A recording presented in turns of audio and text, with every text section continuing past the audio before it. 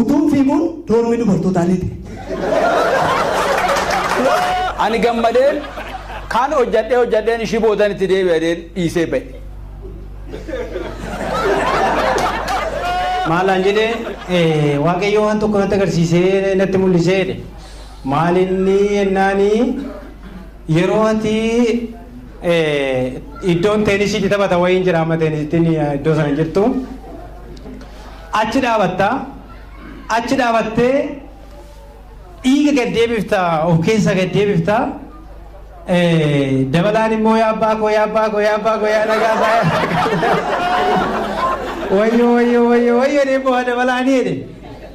Dhaqi kadhadhuudhaan amma moo hin beelofte yootani daqiiqaa 15 bakkan. Innis beekeera maal barbaadde? Anaaf na eeggata dirreen toloota. Anaaf na eeggata dirreen toloota. Yohaannis maal jedhan?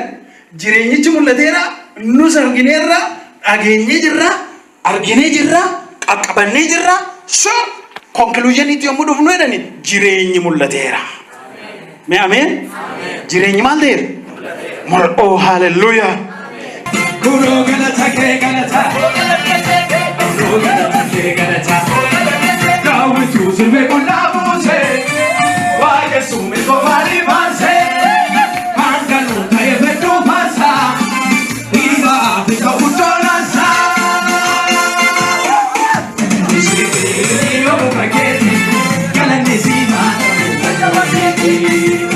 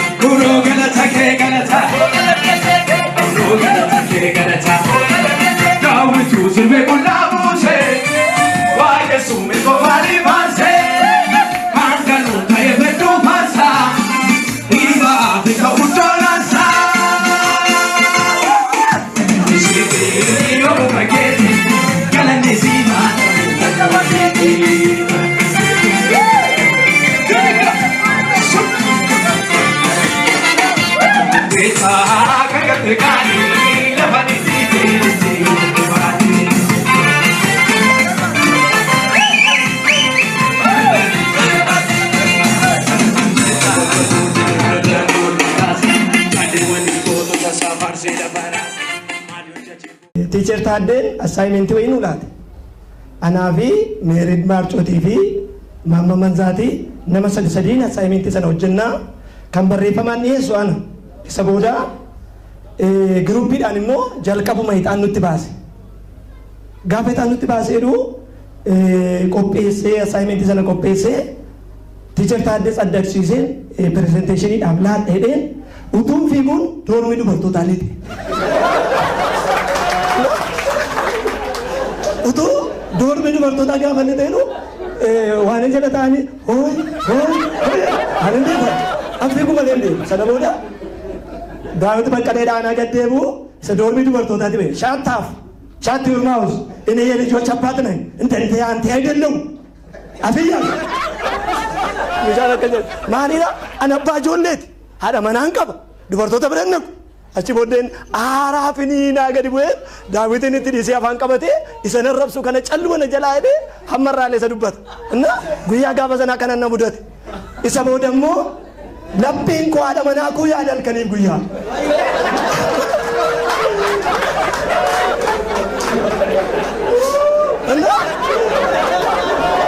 galgala sinan dawwala ganama nan dawwala barumsi naannu laphee koo yoon gadi ba'e yoon onni ta'e siimadha laphee koo.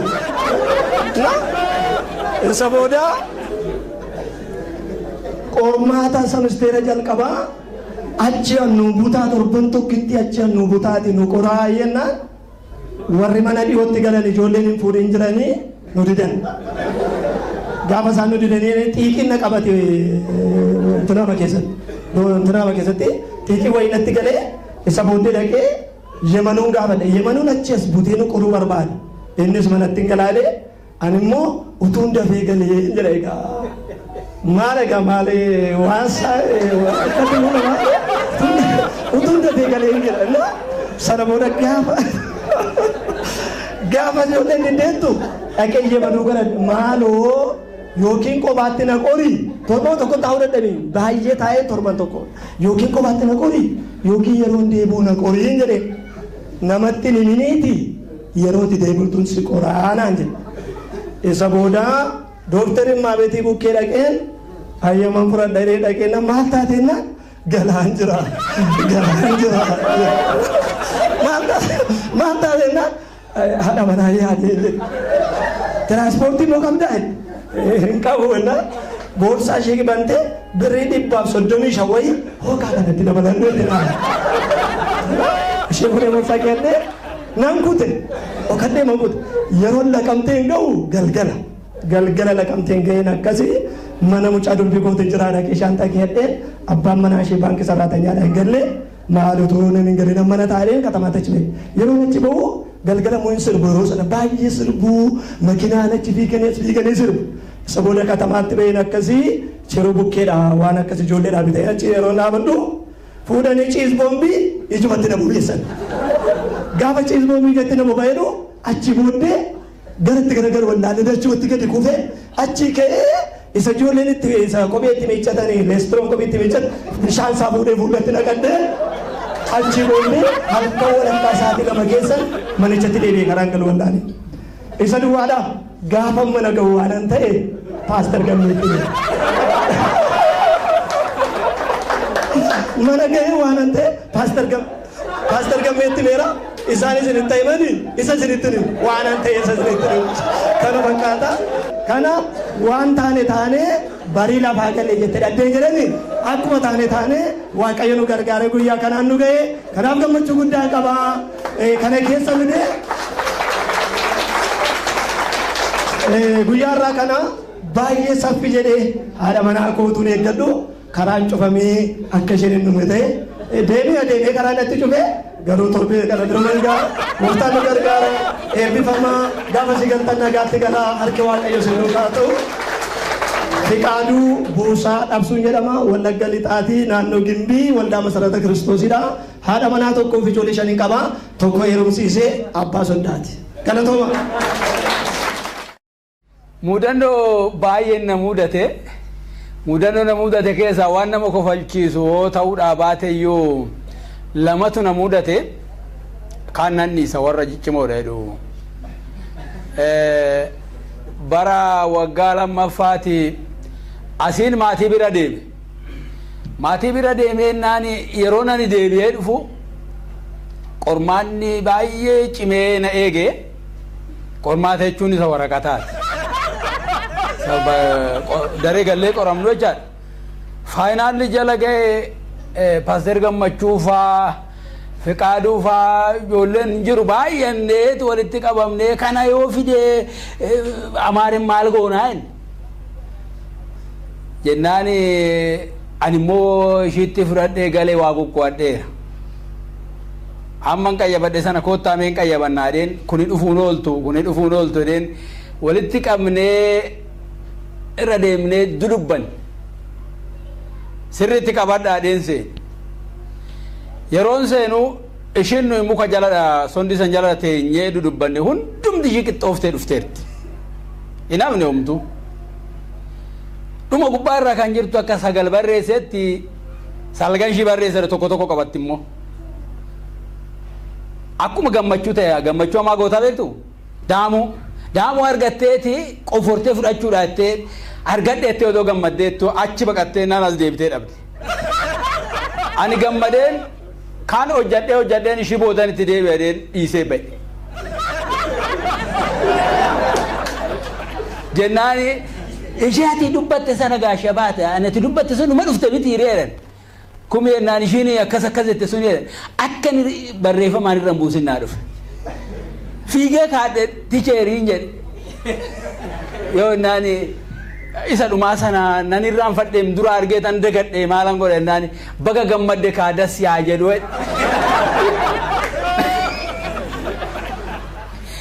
Maalan godhe naa deebisaa kaa jennaan boru ganama kootte. Tole gaadhee tan nan galee kan bira darbeen waan ta'e bira dabarre. Baran ammoo maatii bira deemeen torban lamaan tokko taa'ee dhufe. Yoon dhufu barattoonni qormaata qophaa'anii barreeffamni walirratti dhufeera. Muddamni as jalatti nu muddee. Paaster Fiqaaduu fa'aa wajjiniin galla isaan deemani. Ganamman dhaqee irra taa'ee nan barreessa. Yoon akkana ol jedhuun daqiiqaa 15 taa'eera. Anaaf daqiiqaa 15 sa'aatii 3 kanan taa'e. Sa'aatii ilaaleen yoon akkana laaluu Teewodiroos namni beektanii namicha warra Baalee dhufeeti Fiqaaduudhaan mee ishiitti kennaa kenni jedheeti ishiitti olii gadi gugugguun. Maa ijoollee sa'aatiin kun nutti hin geenye laata beekootta dhaqnee bisaa nyaannaan jedhe. Jennaani inde raddi darrasende inni immoo wayyoo nyaanne moo Fiqaaduun maalin darbe naan yoo laallu sa'aatii 8 daqiiqaa 45 moo kami sa'aatii 8 daqiiqaa 45 akkas daqiiqaa 35 akkas ta'eera dhaqi kadhadhu jedhan amma moo hin beelofte yottani daqiiqaa 15tti bakkan warri barana eebbifaman duba odoo ta'uudhaa baate gaarii dhagaa wanta kaan immoo hin jennu yeroon isaan ga'u Waaqayyo nu gargaareera hundumaafu darbatamneerra achitti namne achi kaanituma kunoo eebbifamne Waaqayyo nu gargaareera galanni gooftaadhaaf. Dhufee mana barumsaa keessa waan hundumti isaatiiyyuu haaladhaa. Waggaa tokkoffaatti yeroo dhuftu raajii baay'ata. Achisitti raajuu, asisitti raajuu, achisitti dubbatu, asisitti dubbatu. Jennaani mucaan tokko raajii naa raajaa. Maal jennaani Oromiffa sirriitti hin beeku inni xiqqootti dudubbata. Gara dhabuu bite waan ta'eef jechaadha. Maqaa isaallee hin dubbadhu. Miila wajjin eebbifama jechaadha. Maalaan jedhee Waaqayyo waan tokko natti agarsiisee natti mul'isee maal inni jennaani yeroo ati iddoon teenisiitti taphata wayiin jira amma teenisittiin iddoo sana jirtu achi dhaabattee dhiiga gad deebifta of keessa gad deebifta dabalaan immoo yaa abbaa koo yaa dhagaasaa wayyo deemaa dabalaanii achumaanan nee kikim achumarra gadi jennaan obboleessi kiyya raggaasan qabaattarte akkasumaan qabaattari jettuu hinaan jedhe joona qabaattariin jedhe achumaanan araattuu bira godhadhee akkamitti agartee innaan rafeeta Waaqayyo natti mul'iseedha. Ittuma ciiftu sa'itti dhaqii deebiitu achuma rafiiti galgala mirkaneeffadhu sobdaa jedheen.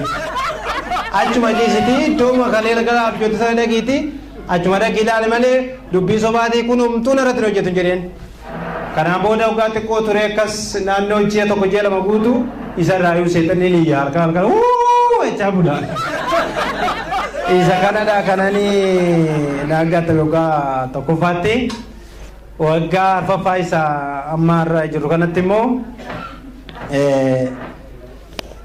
riisachii hojjechuudhaaf baay'ee muddamaa jirra. Hin muddamnaa hojjechuudhaaf achi kaannaa as kaannaa maal jennaa ani literature review isa warri riisachii hojjetan beektu Saba qonnaa lamaa tokko kitaaban barbaada ka bakka kaan amma tokko jedhee xumuruu dhageera kitaaban barbaada sanan barbaada fileeshii akkuma kompiitaratti sakkeettan fileeshiitti sakkeen namudama waan ta'eef gadi bu'ee giraawundi jalaatti irraa kitaaba barbaaduu dhaqe. Yeroo akkanaa fileeshii already riisarchii hojjedhee gara xumuraa ga'eera waan ta'eef fixeera badaan namni yeroon achi ol deebi'ee kitaaba godhadhee lafa naqadhee anaa barreessuudha gadi taa'u ibsaan hin limne. Ibsaan baddee achumaanan sokkeetti laapitooppii gubadheen sokkeetti irraa buqqisee akkana garagaree akkuma akka garageetti immoo ibsaan amma dhuftee jennaan yoon barreessuudha fileeshii irra jiru. Bayyesuus seetana fuudhee moo maal ijoollee tan gara itti godhu wallaan allaale ta'uuti gara itti gore ta'uuti seetan ijoollee seetana kayitu fuudha waan akka bayyesuus simin jedha inumarraa jeffadha inuman ta'a gara itti godhu wallaan iitadde ol jedhee iitadde barattoonni hundumtuu namoonni baay'ina keessa jiran hin dubbisu achumaana waan godhu wallaallan obboleessi kiyya lateeradhaa fi bayyane bira dhaqee maalatti kaan gargaaraa jedhee maan akkaatti fileeshii jala bade achumaan in barbaanna as barbaanna namichi tokko immoo adiyaadha asii waan ta'e barreessaa jira oduma asinee achinnee oduma barbaadaa jirru obboleessi koo dhugaasan dhufnaan bakka fileeshii jala bade jedheen kottu hin barbaanne namicha achi galgalabatee asitti bada kiyyas kana dura badee dheebba barbaadu tegeen isba barbaanne ani bakka hurre jite waan godhu wallaalee yama jarra jeetan maati waan ta'e bakka kariisachi isa dhumarra ga'e kaamee laala warri hojjettan jechaadha.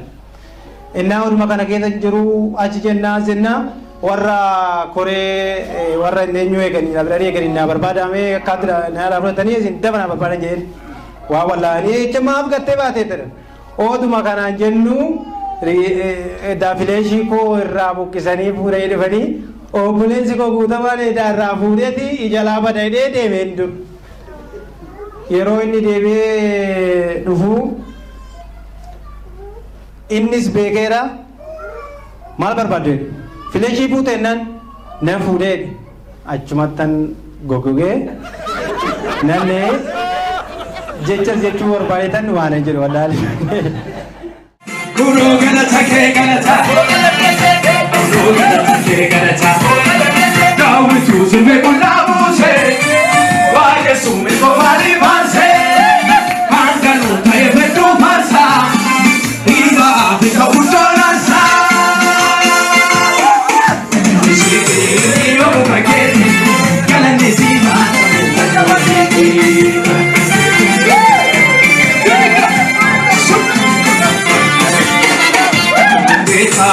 Kaya terkali